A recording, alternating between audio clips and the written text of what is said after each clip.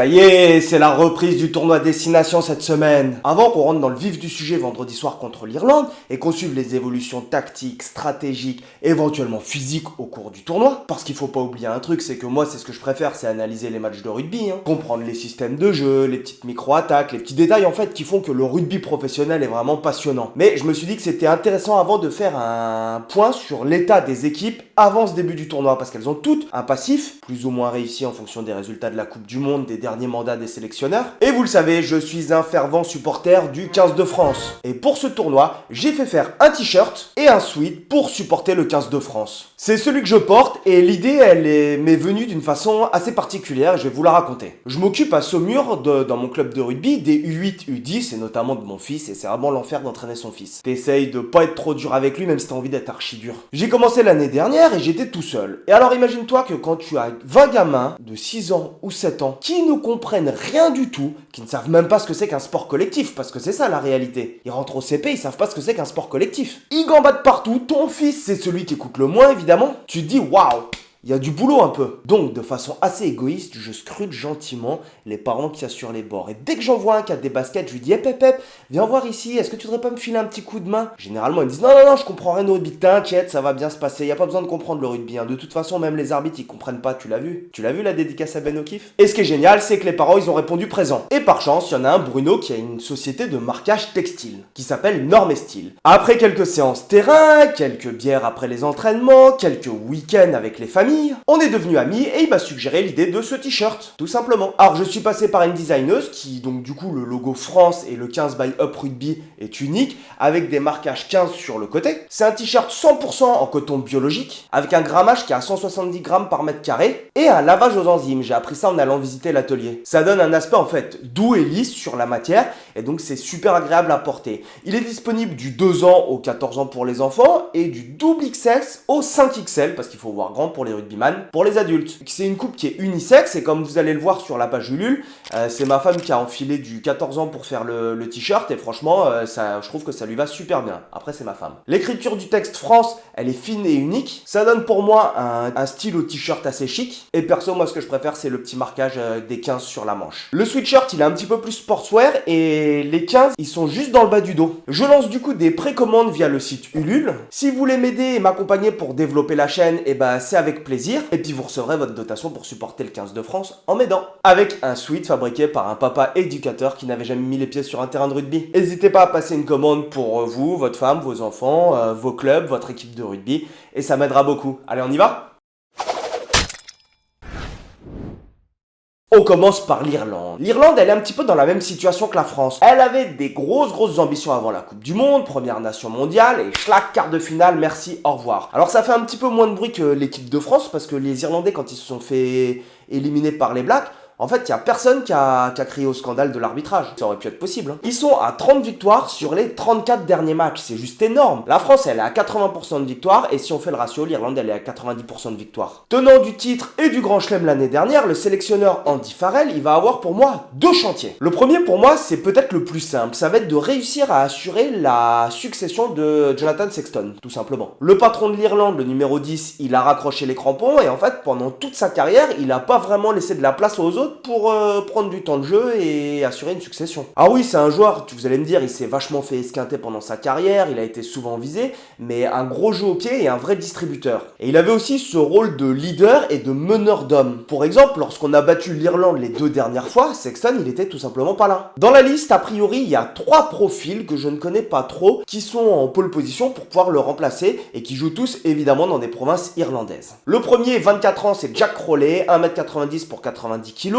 ouvreur du Munster, et on l'a déjà vu lui en doublure de Sexton. Pour moi, c'est celui qui est en pole position, il a participé à la Coupe du Monde, il connaît la boutique déjà, il connaît le système de jeu. Harry Byrne, 24 ans, et pour moi, lui, c'est un gros physique, 1m91 pour 94 kg, c'est quand même solide pour un ouvreur. Il enchaîne les matchs avec le Leinster, mais il a qu'une seule sélection avec le 15 du trèfle pour le moment. Et le dernier, c'est Kieran Froley, qui lui mesure 1m91 pour 98 kg, Il joue au Leinster au poste d'ouvreur et derrière, donc un profil qui est plus polyvalent. Et le second des chantiers pour l'Irlande, ça va être leur système de jeu. Il est ultra efficace en épuisant la défense, mais lorsqu'ils sont tombés sur des équipes en fait qui étaient organisées défensivement et capables de tenir des séquences très longues, quand on voit le quart de finale, la dernière séquence défensive des Blacks qui à la 80e minute ou 82e minute te tiennent une séquence défensive de 3 minutes, c'est juste hallucinant. Et c'est beaucoup plus difficile à partir de ce moment-là pour l'Irlande. Alors oui, les matchs, ils se jouent forcément à pas grand-chose, mais est-ce que l'Irlande a la possibilité de changer ou tout du moins d'adapter son système de jeu pour jouer autrement lorsque l'adversaire arrive à tenir le rythme? Et je pense que le premier match contre la France, ça va être un vrai révélateur sur le sujet. Est-ce qu'on va avoir le droit à plus de jeux au pied et moins de possession excessive? L'Écosse, les déplacements en Écosse, ils sont vraiment toujours compliqués pour le 15 de France. En gros, c'est notre bête noire. Gregor Townsend et ses hommes, ils ont pas passé les phases de poule dans la Coupe du Monde, mais d'un côté, c'était un petit peu dans la poule de la mort avec l'Irlande et l'Afrique du Sud.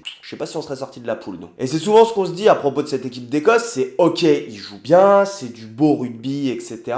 Mais on a l'impression quand même qu'ils souffrent d'un déficit de puissance. Toute proportion gardée, bien évidemment, parce que quand tu vas regarder des profils comme Showman, bah ouais, franchement, c'est des joueurs qui sont sacrément puissants. L'année dernière, ils avaient un calendrier qui était favorable avec 3 réceptions. Cette année, en revanche, ils en auront que 2, donc un petit peu plus compliqué pour l'Écosse. Et ce qui va être intéressant, si on reprend les termes de Fabien Galtier, qui je pense a beaucoup planché sur le sujet, il nous parle souvent de cette expérience collective. Et cette expérience collective, pour l'Écosse, je pense qu'elle va commencer à jouer, puisque quand tu prends une paire de centres comme Tuipulotu et Jones, ils vont entamer leur 3e saison internationale ensemble. Alors oui, Jones, il me semble qu'il a 30 ans, Tuipulotu, il est un petit peu plus jeune, il a 26 ans, mais 3e saison internationale ensemble. Et donc ça veut dire que tes automatismes et ton vécu commun, comme il aime à nous le rappeler, notre sélectionneur, va jouer une part importante dans la construction de l'équipe. En réalité, je pense que je suis un petit peu comme tout le monde, c'est-à-dire que cette équipe d'Écosse, je l'adore, elle nous fait royalement chier, mais en revanche, je trouve qu'elle a beaucoup de mal à garder de la régularité dans ses performances. L'année dernière, ils commencent avec un super tournoi quand ils vont gagner en Angleterre, par contre, ils sont pas capables de confirmer certaines performances. Et je pense que le second match du coup de l'équipe de France avec ce déplacement en Écosse, ça va être vraiment intéressant et un révélateur en fait, en tout cas pour les ambitions que nous on va nourrir. Parce qu'en réalité, la France, nous on se déplace pas très bien sur nos 80% de victoires. Quand tu vas gagner le Japon 3 fois chez eux, c'est pas monstrueux. Quand tu vas en Australie, tu perds 2 des 3 test matchs par exemple. Et puis jouer à Murrayfield, c'est toujours compliqué. L'Italie. Après une semaine de pause, la France, elle va se déplacer en Italie. Et je discutais avec un ami, Emeric, à propos de mes pronos un petit peu funky, où je disais que l'Italie va battre l'Angleterre. Et je lui disais que je trouvais l'Italie plutôt intéressante en début de tournoi, et plus les tournois avancent, et plus ça devient compliqué pour eux. Et en fait, il m'a répondu quelque chose de très juste. En fait, il n'y a que l'équipe de France qui a du mal contre l'équipe d'Italie. L'Angleterre, elle n'a pas de mal à battre l'Italie. L'Écosse n'a pas de mal à battre l'Italie. L'Irlande n'a pas de mal à battre l'Italie. On a donc ce changement en même temps d'entraîneur pour l'équipe d'Italie, où tu as Kieran Crowley qui a rendu le brassard d'entraîneur. Et je suis assez mitigé sur son bilan, parce que ok, il a battu l'Australie pour la première fois. Ok, il est allé gagner au Pays de Galles pour la première fois. Mais les résultats et les prestations surtout à la Coupe du Monde, on ne s'attendait pas forcément à ce qu'ils sortent des poules.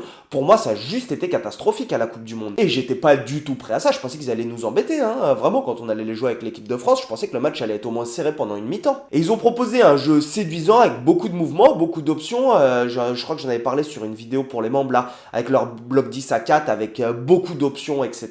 Et c'est du coup ultra plaisant à regarder avec ces joueurs qui se projettent en bridge, ces joueurs axiaux qui viennent, ils ont des profils très rapides quand même, avec Ange Capuzzo, honnêtement c'est intéressant. Mais là franchement je trouve que c'était un petit peu abusé, c'est-à-dire que, je m'explique, on bascule un petit peu côté jeu. Quand tu réceptionnes un coup d'envoi, ton but c'est de sortir proprement de ton camp, en fait d'inverser la pression tout simplement pour valider les points que tu as marqués et ne pas reprendre la pression. T'as plusieurs manières de sortir à ton camp, mais basiquement, soit tu vas jouer au pied, ou soit tu vas déplacer le ballon à la main pour pouvoir faire bouger le 3e rideau adverse, t'ouvrir l'angle, etc. Ou tout simplement remonter les ballons à la main. Ça dépend des équipes. Mais l'Italie, ils avaient pris cette option de tenter de ressortir à la main ou de prendre le centre du terrain pour ouvrir l'angle du buteur, etc. Alors, ce qui me dérange, c'est pas tant de le faire, c'est le moment auquel tu le fais. C'est-à-dire que la plupart des équipes, elles vont tenter de ressortir à la main. Une fois qu'elles ont un matelas de 10 points d'avance, tu te permets un petit peu plus de choses. L'Italie, ils se font concasser sur la première relance, c'est-à-dire que sur la première relance de jeu, la passe 9-10, bam, et où 10 blocs au centre du terrain, ils perdent 15 mètres. Tu refais une passe de 15 mètres en arrière pour ton ouvreur ou ton arrière qui va taper un coup de pied et trouver une touche à 30 mètres. T'as perdu 25 à 30 mètres sur 2 passes et tu vas mettre un jeu au pied qui fait 30 mètres. Et ça, en termes de principe d'efficacité, j'ai du mal à le comprendre. Quand avec la France, on le fait, t'as un Melvin Jaminet ou un Thomas Ramos, il est sur sa ligne d'en but, le coup de pompe, il va arriver, on va dire, sur les 40 mètres ou entre les 40 et les 50. Et j'ai envie de dire, surtout quand t'es une équipe en manque de confiance où t'as besoin de stabiliser sûrement des résultats et être plus efficace, plus pragmatique si tu veux gagner les matchs,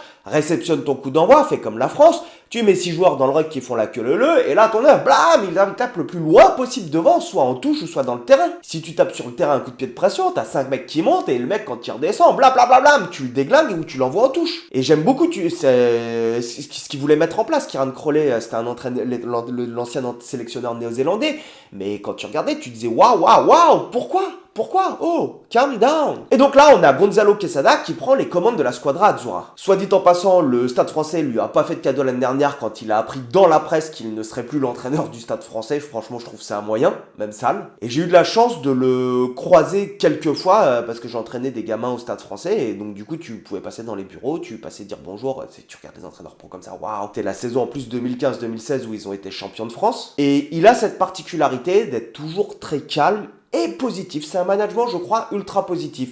Et d'ailleurs, là, j'ai lu que ça couine un petit peu au Stade français avec Karim Ghezal et les joueurs qui sont pas habitués à un management plus dur. D'un point de vue jeu, je ne sais pas du tout ce qu'il va tenter d'amener ou de mettre en place, parce qu'il avait tenté de changer un petit peu le système de jeu du Stade français et les joueurs avaient eu un temps d'adaptation trop long et t'as pas le temps au niveau international. Il était revenu sur un 3-3-1 classique. Je pense qu'il va amener en tout cas plus de pragmatisme dans cette équipe d'Italie. Et par exemple, une des grosses forces de l'Italie, ça a toujours été la mêlée et les ballons portés, ce qu'on a, j'ai l'impression, un petit peu perdu ces derniers temps. Peut-être qu'on va revoir un style de jeu un petit peu plus franc et direct dans un premier temps, mais en réalité, j'y crois pas. C'est un homme, Gonzalo Quesada, qui aime le jeu et je suis persuadé qu'il va garder du coup cet ADN qu'a l'Italie de vouloir jouer au ballon et de faire kiffer les gens. Ils en ont vraiment besoin en fait pour développer le rugby dans le pays. T'es obligé d'avoir cet engouement. T'es déjà allé voir un match de série où en fait il y a 3-3 à la mi-temps. Tu te dis waouh, c'est pas un joli match. En tout cas, je pense qu'ils vont vraiment réduire les prises de risque dans leur camp. Bon, après, je peux me planter totalement, hein, mais j'espère pas qu'ils nous proposeront le même truc que Kieran Crowley où tu prends des risques et dès que t'as mis des points, t'en reprends derrière. Et j'espère surtout qu'ils vont pas nous proposer de problème pour la 3e journée. En revanche, moi, je mets une pièce sur eux sur le match contre l'Angleterre. Le Pays de Galles, 2 semaines après la réception de l'Italie, on se déplace au Millennium de Cardiff. Alors là, c'est la grosse interrogation. Personne ne les prenait au sérieux, les Gallois, pour la Coupe du Monde, mais vraiment personne.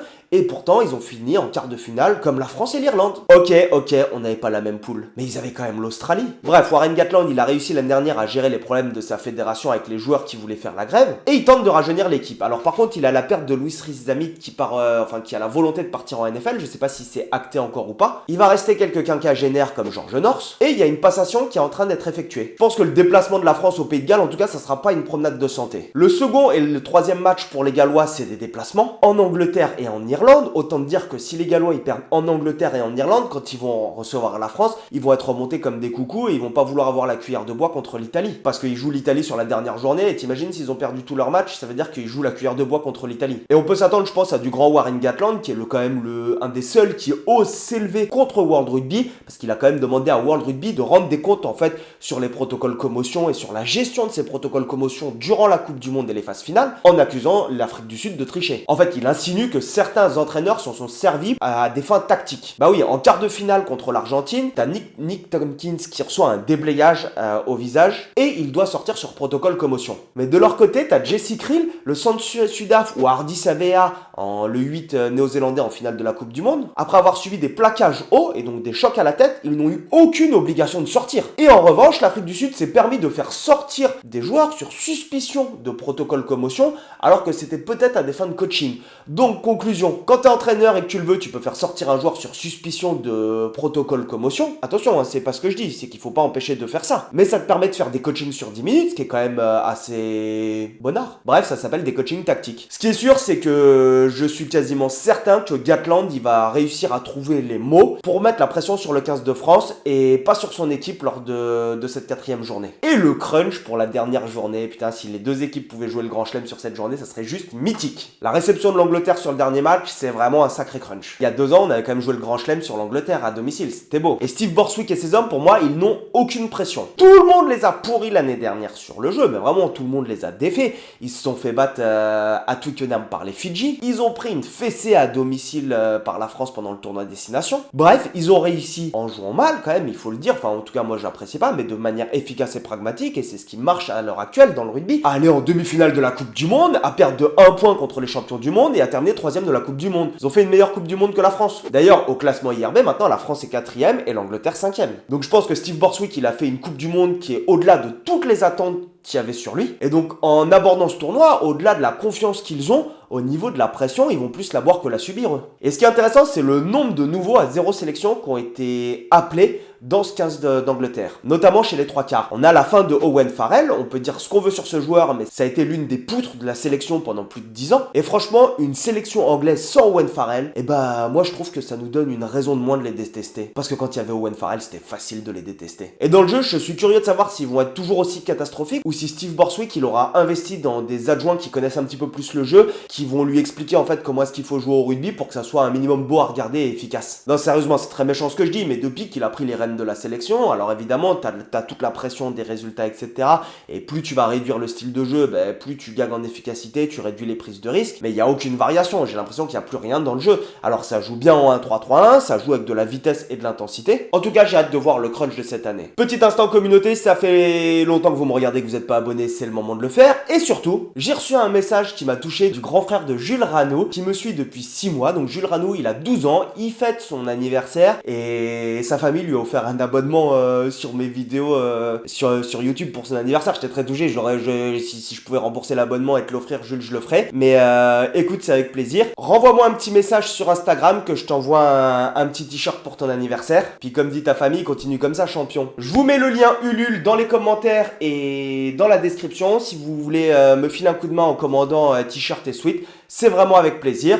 Et puis on se revoit pour la petite preview et l'analyse de la compo du 15 de France. Allez, topette!